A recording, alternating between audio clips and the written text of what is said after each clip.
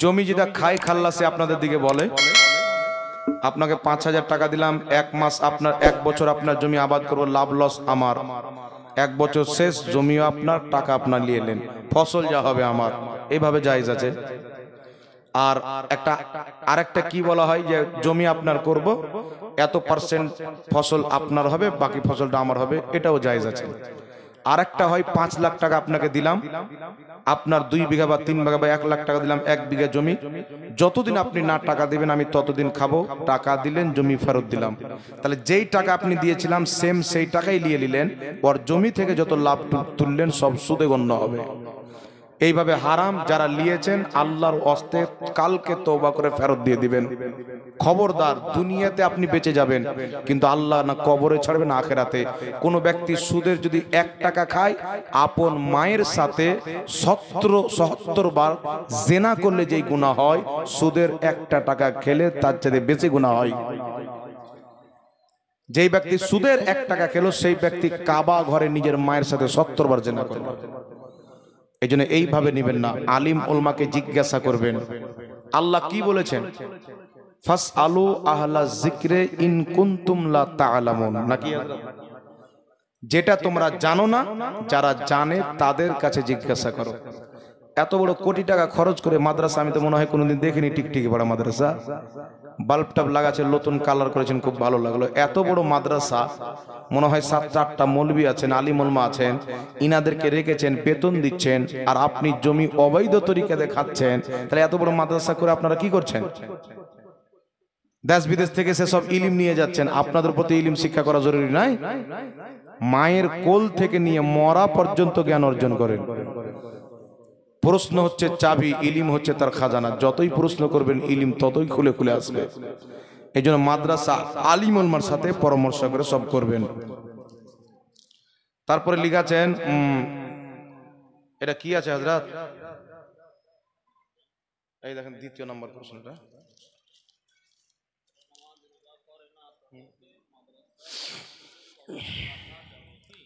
যারা নামাজ রোজা করে না তাদেরকে মসজিদ বা মাদ্রাসার সেক্রেটারি কমিটি করা যাবে কি যাবে না? কোন নামাজি ব্যক্তিকে কমিটি করলেন, ওর ডাকে একটা মাছিও আসে না, ওর বেটাই আসে না, আর নামাজ বেনামাজি আছে কিন্তু সমাজে তার প্রভাব আছে, তাহলে এরকম ব্যক্তি রাখতে হবে না। এত বড় প্রতিষ্ঠান চলবে কি করে? বুঝতে পারলেন? তবে যারা কমিটি আছেন আবেদন করবো আপনারা নামাজ পড়েন। আসল শরীয়ত দেখতে গেলে বেনামাজিকে মসজিদ মাদ্রাসার কমিটি রাখা ঠিক নয়, কিন্তু বর্তমান পরিস্থিতি হিসাবে রাখতে হবে। প্রভাবের ব্যাপার আছে, একটা প্রতিষ্ঠান চালার ব্যাপার আছে। তবে যারা কমিটি হবে আপনারা বলবেন এত বড় আমরা পদ দিয়েছি, নামাজটা পড়ো, রোজাটা রাখো। যারা সুদ খায় আবার নামাজ পড়ে, এই রকম ব্যক্তি আমাদের গ্রামে আছেন। এদের সামনে কিছু, এদের সম্পর্কে কিছু বলেন। এদের কি নামাজ হবে? সুদ খাওয়া ব্যক্তি খারাপ এটা বলেন আপনি। সুদটাকে খুব সহজ ভাবছে, সুদ খেলে আবার জুয়া খেলে, যারা সুদ খায় জুয়া খেলে ওরাই আবার ভাষণ মারে, চোরের মায়ের গলা জল, নাকি বলে? চোরের মায়ের গলা জল। যে সুদ খাচ্ছে ও আর ফের জমিনে পাও ঠেকে না। যে ব্যক্তি সুদ খায়, আল্লাহর সৃষ্টিতে সবচাইতে নিকৃষ্ট শুয়ার নাম শুনেছেন? শুয়ার চাইতেও খারাপ যারা সুদ খায়। সুদখোর মরে গেলে মাটি দিতে যাবেন না, তার জানাজা পড়তে যাবেন না, সুদখোরকে সমাজে নিয়ে চলবেন না। যদি গ্রামের মধ্যে কোনো দ্বন্দ্ব না হয়, যত সুদখোর আছে একবারে ছাট করে গ্রাম থেকে বের করে দেন। কথা বুঝতে পেরেছেন? সুদখোরকে সমাজে নিয়ে চলা না যায়। ফিতনার যদি আশঙ্কা থাকে, বাদ করলে ঝামেলা হবে, জল হবে। ওরাই সমাজের দাদা বাবা নানা খালু হয়ে বসে আছে, তখন মশলা পরিবর্তন হবে। বুঝতে পারছেন? সুদখোর নিকৃষ্ট ব্যক্তি। আমি বলে দিলাম, যে ব্যক্তি এক টাকা সুদের খায় সেই ব্যক্তি আপন মায়ের সাথে ৭৭ বার জিনা করাতে যেই গুনাহ হয় তার চেয়ে বেশি পাপী। এমনকি যে আল্লাহর ঘর কাবা, দুনিয়ার শ্রেষ্ঠ ঘর, সেই ঘরে নিজের মায়ের সাথে ৭৭ বার জিনা করলে যা গুনাহ হয়, 1 টাকা সুদের খেলে তার চাইতে বেশি গুনাহ হয়। নবী পাক সাল্লাল্লাহু আলাইহি সাল্লাম বলেছেন সুদখোরের কয়েকটি তিনি ভয়ঙ্কর বানিয়েছেন। তার মধ্যে সর্বনিম্ন হচ্ছে যে সুদ খালো আল্লাহকে চ্যালেঞ্জ করলো। আল্লাহকে চ্যালেঞ্জ করে কেউ বাঁচবে? নামরুদ চ্যালেঞ্জ করেছিলেন, একটা ন্যাংরা মশা নাক দিয়ে ঢুকে আর পাঠিয়ে দিল।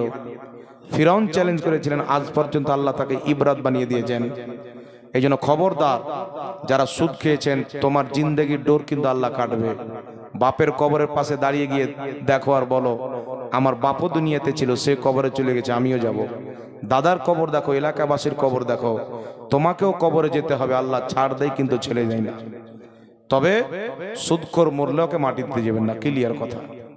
মসজিদের ইমাম সাহেবকেও আমরা বলতাম যে সুদখোর মরলে তার জানাজার নামাজ পড়াবেন না, যদি দ্বন্দ্ব না লাগতো। দ্বন্দ্বর কারণে বলা হয় না, বুঝতে পারছেন? আল্লাহ বুঝার তৌফিক দান করুক।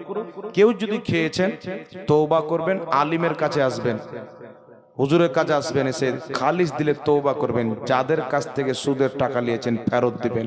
ফেরত না পারেন পাও ধরে মাপটা নিয়ে নেবেন, আল্লাহ মাফ করে দিবে। আর বিনা তওবা করে সুদ খেয়ে যদি চলে যান, বিনা ক্ষমা নিয়ে, বিনা টাকা ফেরত দিয়ে, তাহলে কনফার্ম আপনি জাহান্নামী, এতে কোনো সন্দেহ নাই।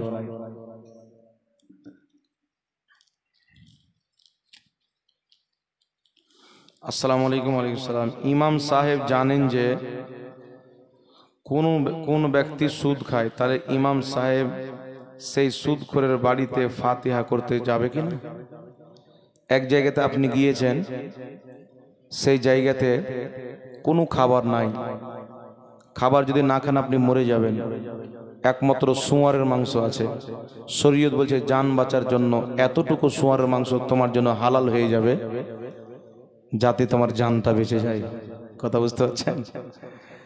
তো সুদখোরের বাড়ি না গেলে ঝামেলা হবে, ফিতনা হবে। ফিতনা থেকে বাঁচার জন্য আলিম যেতে পারে।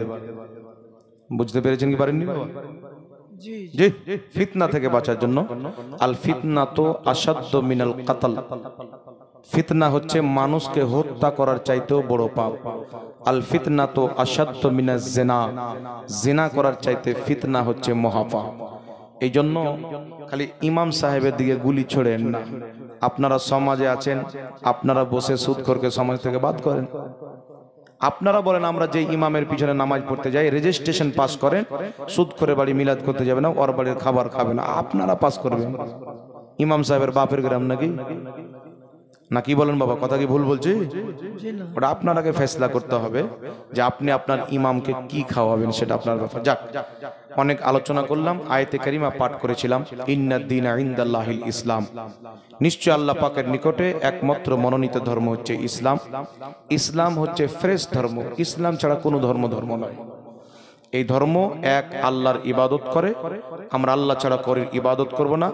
আহলে সুন্নাত ওয়াল জামাত, সুন্নি জামাতের প্রতি কায়েম থাকব, ওই তরিকাতে চলবো যেই তরিকাতে আল্লাহর ওলিয়া উলিয়া পীর মাশায়েখ সাহাবায়ে কেরাম চলে গেছেন। আল্লাহ আমাদেরকে তৌফিক দান করুক। সকলে পড়ুন আল্লাহুম্মা আমিন। যাক, ওয়ামা আলাইনা ইল্লাল বালাগ। সকলে নবীর জাযাকাল্লাহ। একবার সালাম পড়েন, তারপরে দেখছি। ইয়া নবী সালামু আলাইকা, ইয়া রাসূল সালামু আলাইকা, ইয়া হাবিব সালাম আলাইকা, সালাওয়াতুল্লাহ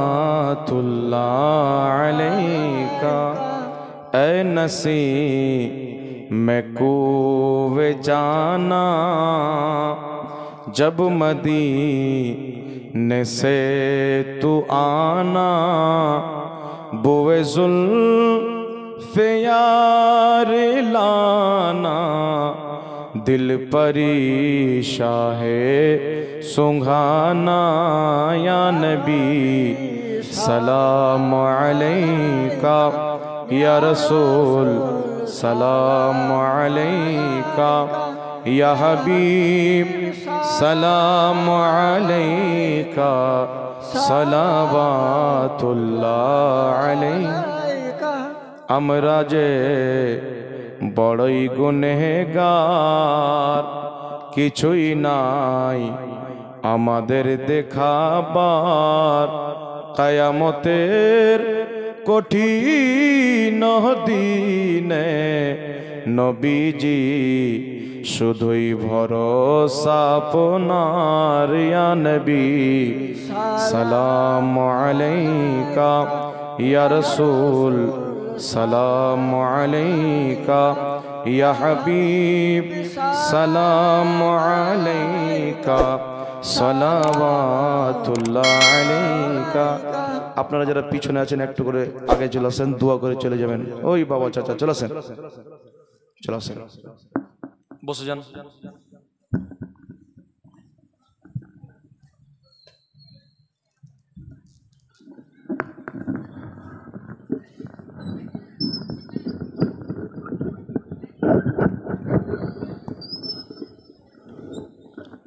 জাযাকাল্লাহু খায়রান ফিদ দারাইন। একটা পূর্চা ছুটে গেছিল। আসসালামু আলাইকুম। ওয়ালাইকুম আসসালাম রহমতুল্লাহ বারকাতুহু। সম্মানিত মুফতি সাহেব মহাশয়, আমাদের প্রশ্ন হলো একটি, জানার বিষয় আছে, যার উত্তরটা দিবেন। প্রশ্ন: বর্তমান সময়ে খুব পরিচালিত একটি গজল, জন্ম আমার নবীর যুগে হলে কেমন হতো। এই গজলে যে শব্দ বাক্য ব্যবহার হয়েছে কতটা শরীয়ত সম্মত? কিছু আলিম শুনেছি বলতে, জালসা করে আমি যাচ্ছি বেরিয়ে, তো মায়ের কাছে আপনার ওই 2 রশ্মি 3 রশ্মি দূরে, আপনাদের যেমন জালসার মায়ের 1 কিলোমিটার দূরে আছে, আমরা গাড়ি নিয়ে আসছি তো বলছি এই তো জালসা, এই তো জালসা, আস্তে আস্তে আস্তে মনে হয় 2-3 কিলোমিটার চলে আসে, তো মাইক লম্বা লম্বা হয়। তো আমি বেরিয়ে যাচ্ছি, তো একজন আলিম সাহেব বক্তব্য দিচ্ছেন, জন্ম আমার নবীর যুগে হলে কেমন হতো। বলছেন নবীর যুগে জন্ম হলে তুই যদি আবু জেহেল হয়ে যেতে, উতবা হয়ে যেতে, সাইবা হয়ে যেতে। মানুষ বলতে ভুল হতে পারে, যে আলিম বলেছেন আমাদের সুন্নি আলিম, তবে জন্ম আমার নবীর যুগে হলে কেমন হতো, এতে কোনো অসুবিধা নাই। এ তো ভালো কথা, নবীর যুগে যদি জন্ম হতাম তো সাহাবায়ে কেরাম হয়ে যেতাম, নাকি বলে? এতে কোনো খারাপ কথা, নিজের ইচ্ছা যদি নবীর যুগে হতাম, কারণ নবী পাক নিজের যুগকে, সাহাবার যুগকে, তাবিঈনদের যুগকে খায়রুল কুরুন বলেছেন, উত্তম যুগ বলেছেন। সবাই চাইবে নবীর যুগে জন্ম নিই, এতে কোনো অসুবিধা নাই। তারপর আরেকটি আছে, ধর্মীয় জালসাকে কেন্দ্র, নাকি ঠিক বললাম তো? হ্যাঁ, বললে বলবেন তামান্না, আরজু, চাহাত। ধর্মীয় জালসাকে কেন্দ্র করে মুনহারি বাজার বসানো ও লাগানো, এক কথা মুনহারি বাজার টাজার এগুলো যে লাগিয়েছেন, সামনে মনে হয় আছে কিছু কিছু কিছু অভদ্র ফ্যামিলির লোক আছে, এরা জালসা শুনতে আসে না, বাজার করতে আসে। ওর মা ওটাকে এটাই শিক্ষা দিয়েছে। আর কিছু ভালো মহিলা আছে, বসে এসে সন্ধ্যাবেলা তো ভোর রাত্রে উঠে যায়, তো এই জারিয়াটা কমিটির লোক করে দেয়। আলহামদুলিল্লাহ, আপনারা অনেক দান দিয়েছেন। এই বাজারে খুব বেশি হলে আমার মনে হয় 15-20 হাজার টাকা উঠে হবে। তো আমরা তো এমনি জালসা করতে আসি, তো আমরা সেরকম নাজরানা, আমি গাড়িতে এসি, ধরেন 5,000-6,000 যদি আমাদের খরচ হয়, নাজরানা 12,000, 13,000, 15,000 হয়ে গেল। আমি যদি বলি 20,000 টাকা দিবেন, তাহলে যাবো, নিলে যাবো না। তো 20,000 টাকাতে ডাকনেওয়ালা লোক আছে, বুঝতে পারছেন কিনা? কিন্তু সেটা করতে পারছি না। সব জিনিসের একটা সীমা থাকে, নাকি বলেন? সব জিনিসের একটা সীমা আছে, একটা মেনটেন্স খরচা হয়ে যাবে, বাস আলহামদুলিল্লাহ। এটা দিনের খিদমত, এটা আমার ধান্দা নয়। আরেকটি কথা হচ্ছে যে জালসাটা হচ্ছে ধর্মীয় শিক্ষা দেওয়ার একটি জায়গা, প্ল্যাটফর্ম। এখানে মুনহারি দোকান, যেখানে ছেলে মেয়েদের বাজার লাগবে, এটা কোনোই মতে জায়েজ বা শরীয়ত সম্মত নয়। তো এখানকার যিনারা কমিটি আছেন, আমি আমার বাবার বয়সের হতে পারেন, ভাইয়ের বয়সের হতে পারেন, আমার বড় মনে করে আবেদন করব, আগামীতে এগুলো মেলা টেলা বসতে দিয়েন না। 2-1টা খাবারের দোকান বসতে দিন, মিষ্টি ফিষ্টির, যাতে মানুষ জালসা শুনতে আসবে, অনেক লোক আবার মিষ্টি কিনে যাবে। আর মিষ্টি খাওয়া হচ্ছে নবীর সুন্নাত। তো এই কয়েকটি দোকান বসতে দিয়েন। বাকি মুনহারি ফুনহারি, আপড় ঝাপড়, কেউ যদি বরখা বিক্রি করতে আসে, ওকেও বসতে দিয়েন না। অন্য দিনে বরখা কিনতে পারবে না, জালসা দিয়ে কিনবে। ও যদি নেংটির বেটি থাকে, তাহলে জালসাতেও বরখা কিনবে না। আর ভালো মানুষের বাচ্চা যদি থাকে, তো ওই বরখা পিনেই জালসাতে আসবে, নাকি বলেন? এই জন্য বরখা মরখা কিতাব পত্র কোনো দোকান বসতে দিয়ে না। এখানে হয়, ঠিক আছে, হয় না তো মাইকে পড়াই দেন না। মাইকে নামাজ পড়ার ব্যাপারে আমাদের উলামায়ে আহলে সুন্নাতের মধ্যে মতভেদ হয়েছে। এগুলো ফুরুই মাসলা, মানে পরবর্তীতে জন্ম নিয়েছে, নবীর যুগে ছিল না। এই জন্য এগুলো মাসলাতে ইখতিলাফ হতে পারে। বেরেলি শরীফের ফতোয়া হচ্ছে লাউড স্পিকারে নামাজ পড়ানো জায়েজ নয়। আরো অন্য আহলে সুন্নাত ওয়াল জামাতের বড় বড় আলিমরা ফতোয়া দিয়েছে যে লাউড স্পিকারে নামাজ হয়ে যাবে, তবে লাউড স্পিকারে নামাজ না পড়াটাই উত্তম, এটা সবারই মত।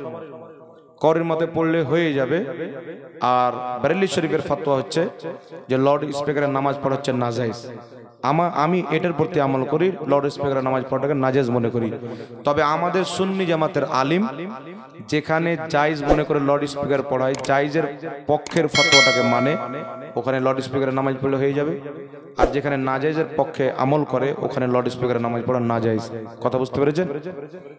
এই নিয়ে মাথা ঘামিয়ে লাভ নাই। এখানে লাউড স্পিকার নাই তো লাউড স্পিকার লাগানো যাবে না। মোকাব্বির রাখেন, একটাতে নয় 3টা রাখেন, 4টা রাখেন, 5টা রাখেন, 100টা রাখেন, মোকাব্বির রেখে নামাজ পড়ান। কারণ ইমাম কেরাত করলে সবারই জন্য শোনা ফরজ নয়। মাত্র ইমাম সাহেব কেরাত করবে, পিছনকার কয়েকটি লোক সুন্নিত হয়ে গেল, সবার জন্য শুনতে পাওয়াটা জরুরি নয়। যে পিছন দিকে আছে জিহরি নামাজের কেরাত শুনতে পেল না, তার নামাজ হবে না, এমন কোনো মাসলা নয়। এই জন্য মোকাব্বির থাকবে এখানে একটা জায়গা যেন ইমাম সাহেবের তাকবীর গুলো শুনতে পায়, তারাও তাকবীর বলে। মোকাব্বির রেখে নামাজ পড়াবেন, এটাই হচ্ছে সুন্নাত তরিকা। কথা বুঝতে পেরেছেন? হয়ে গেছে আলহামদুলিল্লাহ। चांद सूरज जमीन पर चले आएंगे।